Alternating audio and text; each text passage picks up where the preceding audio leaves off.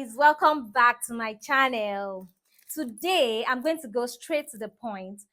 So guys, as you all know that on this channel I give information based on my own experience here in the UK. I talk about things I know I've experienced and what people close to me have also experienced. So today we are going to be talking about what determines your choice of schools. If you're coming to the UK to study as an international student, what are those things? What are those things that you should look out for when coming to study here in the UK?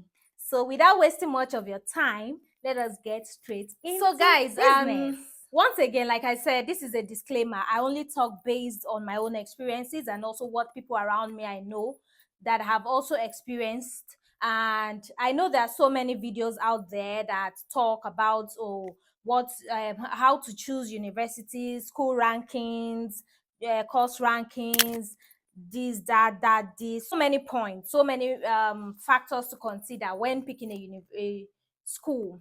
Well, the first thing I would like to talk about that is on my own list that I've experienced, and I wish I picked a different location this time around. Well, I won't say a different school because my school is great, but I would wish that my school was maybe in another location. So this factor is the cost of living versus cost of labor. Now, I'll explain this. When I talk about cost of living, I know that, then when we're applying for schools, so many people, so many agents, so many people here in the UK would say, don't pick schools in London, don't pick schools around London, don't pick schools in Manchester, don't go to Liverpool, don't go to Portsmouth, don't go to Plymouth, those places around London. Guys, I wish I didn't listen to such advice. You know why? Because the cost of labor in those places is quite high. When I talk about cost of labor, I'm talking about the pay rates is higher compared to certain places. Okay, for instance, I am schooling in the northern parts of the UK, which is in Newcastle, and I also live in Sunderland, which is also few minutes from Newcastle, which they are all in the northern area of the UK. And one of the reasons why I picked this area is because I heard people say, don't try pick areas with low cost of living. That's because you're a student, you don't need to get an expensive accommodation. The cost of living here is low, blah blah blah. But at the end of the day, on getting here, guys, I discovered that, and so many people also share the same thoughts. So many of my friends and classmates also share on this same thought, that at the end of the day, it doesn't really matter, guys. I wish I picked schools in London. You know why? Because those schools in London are actually not expensive. But the fact that they are in London and those places surrounding London, people tend to not want to go there because of high cost of living. And I discovered that the pay rates in these places, London, Plymouth, Manchester, Liverpool, the pay rates in these places is actually proportional to the cost of living at the end of the day. Okay, now let me explain what I mean. If in Sunderland or somewhere in Middlesbrough or Newcastle, you're earning 9 or 10 pounds per hour.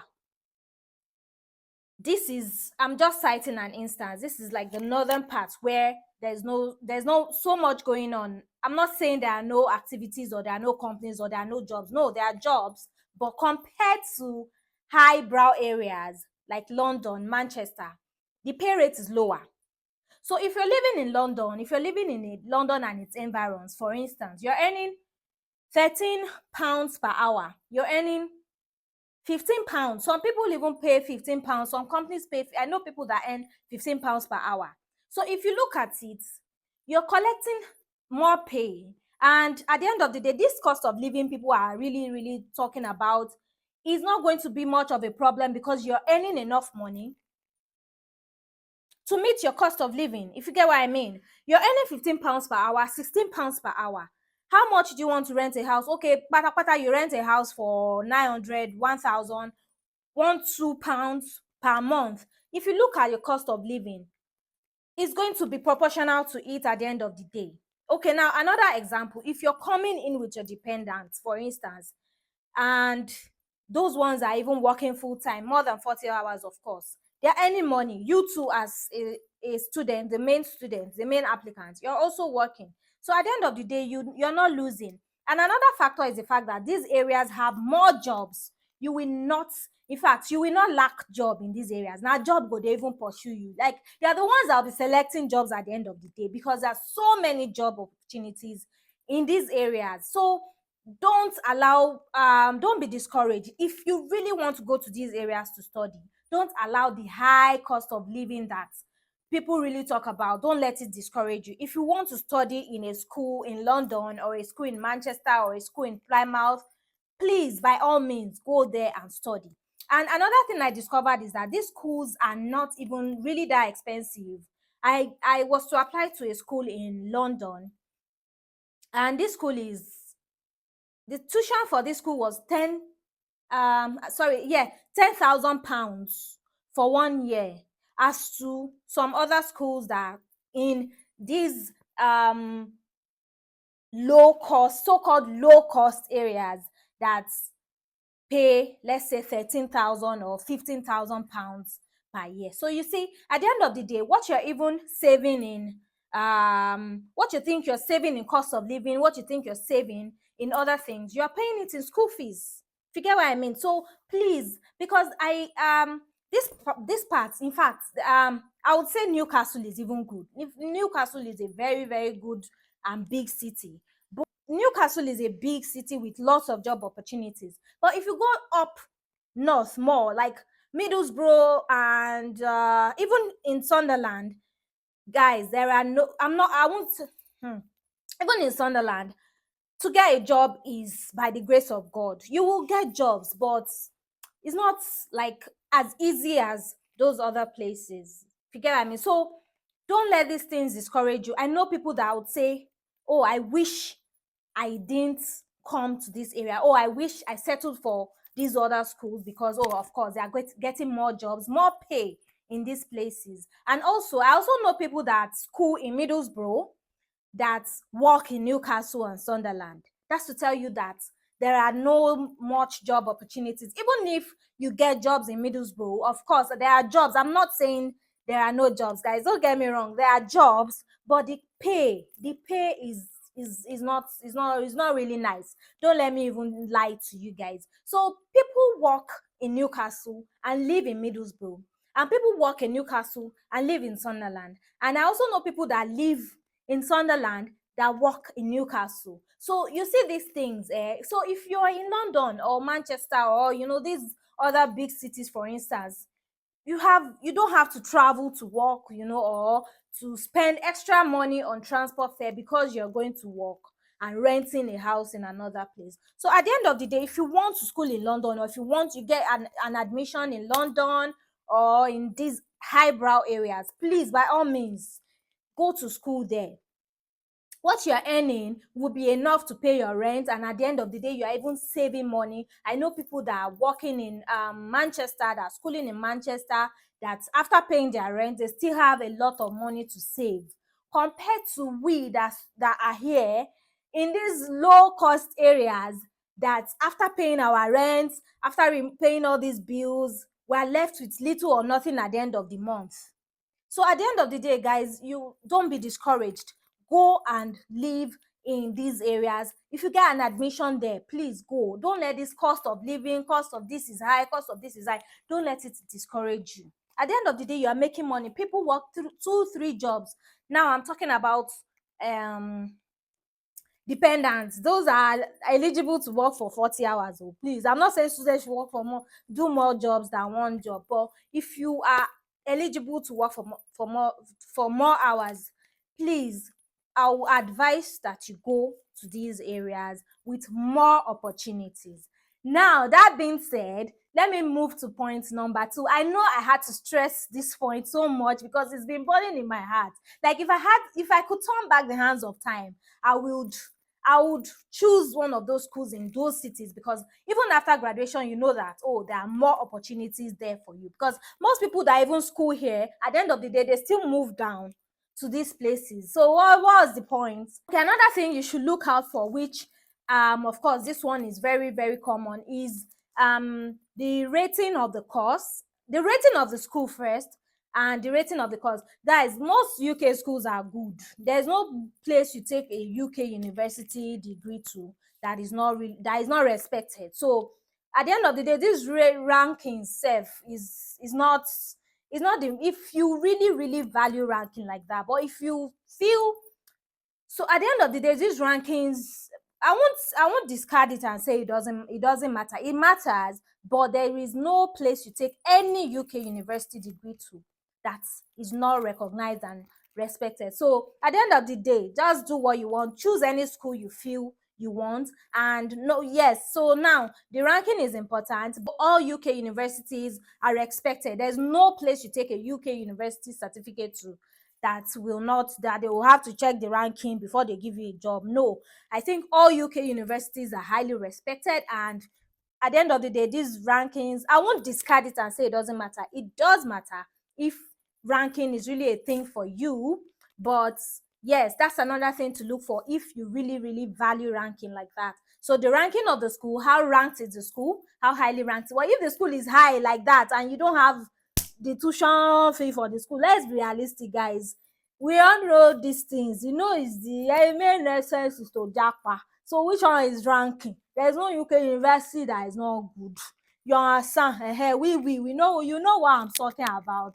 But if you have the money, because you know, the higher they are ranked, the more their money. So you can't compare Oxford University or Imperial College London to a school that is like 115 on the ranking list. So if you're really big on rankings and your pockets, you can go for that. So ranking is another thing. And again, the ranking of the course you're going for should, I think this one is even more important to me than the overall ranking of the school generally. Because the thing is, ranking of a course is different from ranking. A course might be ranked higher in some schools and ranked lower in some other ones. You understand what I mean? So you can be ranked higher or lower in some other schools than the others.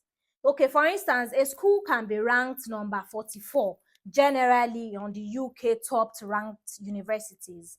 And for instance, you're going for digital marketing and then you check the course ranking. The course ranking of digital marketing can be like maybe 100 and something overall in that school. Meanwhile, in another school, it might be like maybe 50 something. So you might want to choose a school because the course is ranked higher, not the general school now. If you get what I mean. So that also is a point you should look out for. Is the course ranked generally in this school, or you figure what I mean? Because these schools, some of them specialize, they give more attention to some courses than the others. These courses are ranked higher in some schools than the others. So you might want to consider that, oh, if I'm going for sociology or if I'm going for a social work course, how ranked is it in such schools? Because I think this also matters a lot.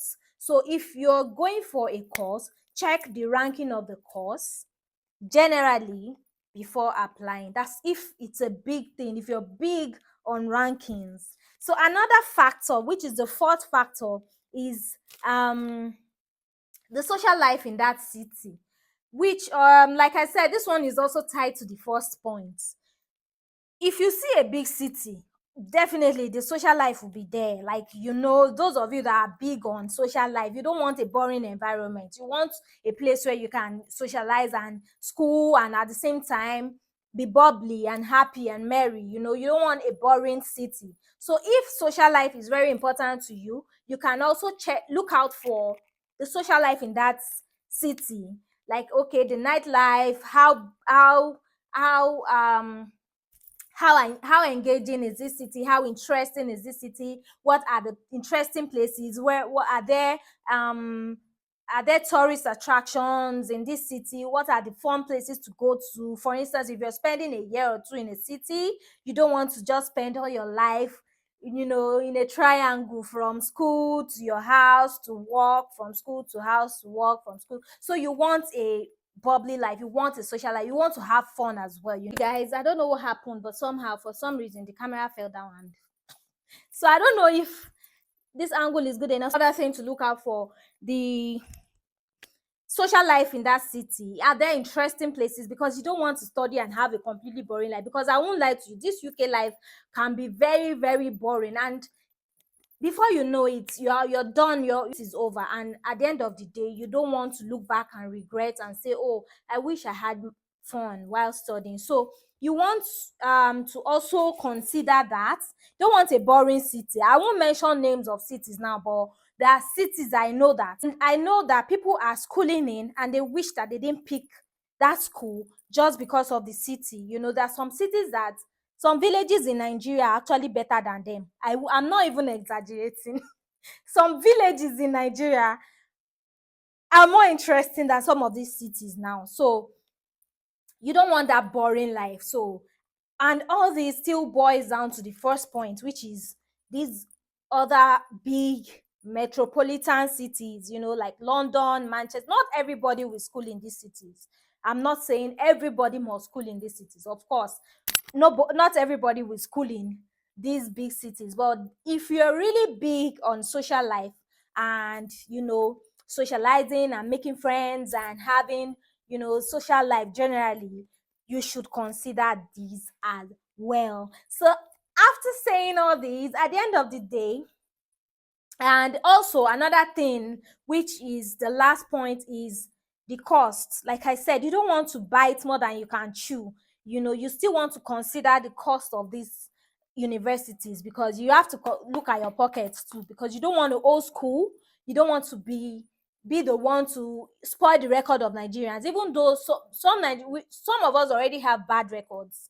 You know, I won't even lie to you. You know, after proving that we have this money in our account, we come to school, and at the end of the day, we cannot pay our tuition. So you want to choose a school that you know that you can afford. You don't want to pick all these top 5 schools, and then at the end of the day, you cannot afford their tuition fee. So you want to pick a school that, okay, you know you can conveniently afford their tuition fee, or what is their mode of payment. That's another factor. The mode of payment of these schools also matter a lot. You know, some of them are actually expensive, but their mode of payments are flexible. Meanwhile, some of them are cheap, but their mode of payment is what we cast you. For instance, my school is not so cheap, but their mode of payment is not bad, because the first thing you're paying before getting your cars is the tuition, the initial deposit, and after paying that, you're paying the 50%. That's upon enrollment. Then after that, you're paying the next one by December, then again the next one April the next year, and like that. Yeah, that's if it's for 1 year. So if it's for 2 years, you have the following year to pay the other half of it. Meanwhile, in some other schools, they allow for monthly installments, like £500. That's after the initial deposit. After the 50%, then they will help you spread the rest installmentally till you end up paying everything. Meanwhile, some other schools, I know they only take payments twice. So just look at the one that's convenient for you, whatever works for you, whatever rocks your boat. These are the things you should consider. So yeah, that's it, guys. Let me quickly have a recap of the things based on my own experience. So this is a disclaimer once again. I'm not saying what other people have put out there is wrong. I'm just simply going to tell you this based on my own experience. So now the first thing you should consider when picking a UK university is, where is this university located? You want a city where you can easily get a job, even as a student, because you need to fend for your needs. You need to pay your rent. You need to take care of yourself. You need to pay bills, because these bills don't wait. There's light, electricity bill, there's water, you need to transport yourself from one place to another. There's so many bills in this country.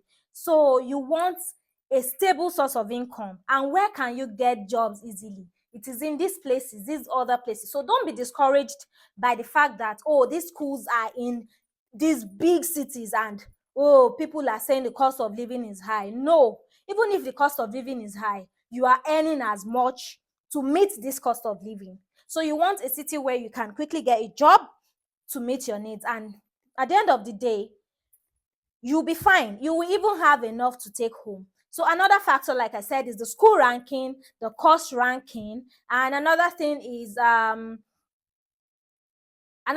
social life in that city. You don't want to live a boring, you don't want to have a boring experience while you're here in the UK. And another factor that you should also consider is the mode of payment of the school. What's the tuition fee like? Is it something you can really afford? Is the mode of payment something you think you can meet up with? So these are the factors. So I hope this will be helpful. And let me know in the comment section, guys, if you also did think the same, and if you're currently schooling somewhere that you wish you didn't pick, based on the fact that there are no jobs, or there are low low income rates. Let me know in the comment section. Okay, and once again, guys, please, I am begging, please subscribe to this channel. Please, I am begging you. This year is running fast again, and before you know it, we're almost a year on this channel, and we are growing, right? I won't even deny the fact that we are growing, but we can do better. Please don't just watch.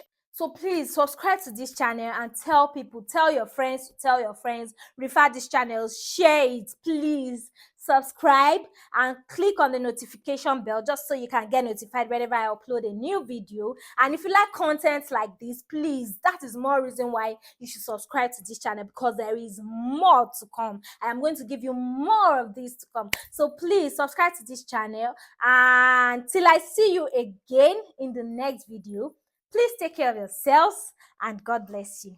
Bye-bye.